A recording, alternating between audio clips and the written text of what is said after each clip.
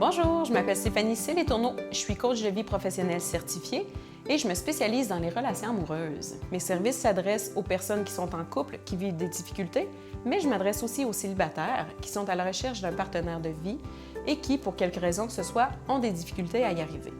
J'adore la séduction. En fait, depuis que je suis adolescente, j'aime jouer les cupidons en essayant de former les couples autour de moi. Et je dois avouer aussi que dans ma période de célibataire, j'ai tenté quelques méthodes de séduction qui, avouons-le, se sont pas toujours avérées très fructueuses. Mais à force de persévérance, j'ai finalement trouvé mon partenaire de vie idéal. En coaching individuel, c'est exactement ce qu'on va travailler. Quel est votre idéal? Parce qu'en fait, ce qui est idéal pour vous, c'est pas nécessairement ce qui est idéal pour l'autre.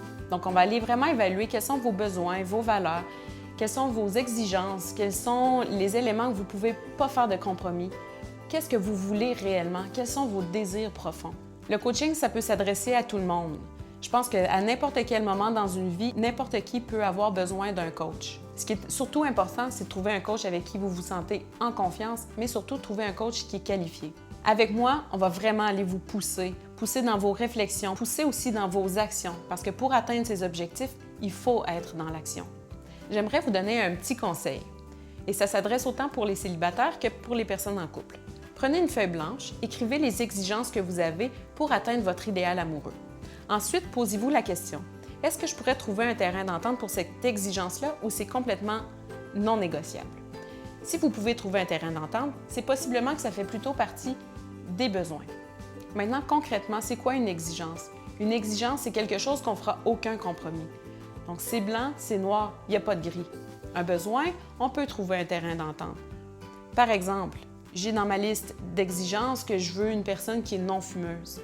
Je rencontre un homme, il est charmant, séduisant et il répond à tous mes critères, sauf celui de la cigarette. Par exemple, je pourrais trouver un terrain d'entente avec l'homme en question et lui demander de fumer à l'extérieur lorsqu'on est ensemble, ou je pourrais tout simplement dire « Non, je veux absolument pas de personne fumeuse dans ma vie ». Ça, en fait, ça vous appartient. Mais avec moi, en fait, on va aller beaucoup plus loin pour vraiment vous questionner sur quelles sont vos réelles exigences. Ce qui est important à retenir, c'est que 5 ou 6 exigences, c'est bien suffisant. Mais surtout, n'exigez pas des autres ce que vous ne pouvez pas offrir. En terminant, si vous ressentez le besoin d'avoir du coaching avec moi, si vous avez envie d'atteindre votre idéal amoureux et si tout simplement vous avez envie d'avoir une petite touche de séduction dans votre vie, n'hésitez pas à communiquer avec moi via mon site web stéphanieCélétourneau.com ou on se revoit sur ma page Facebook.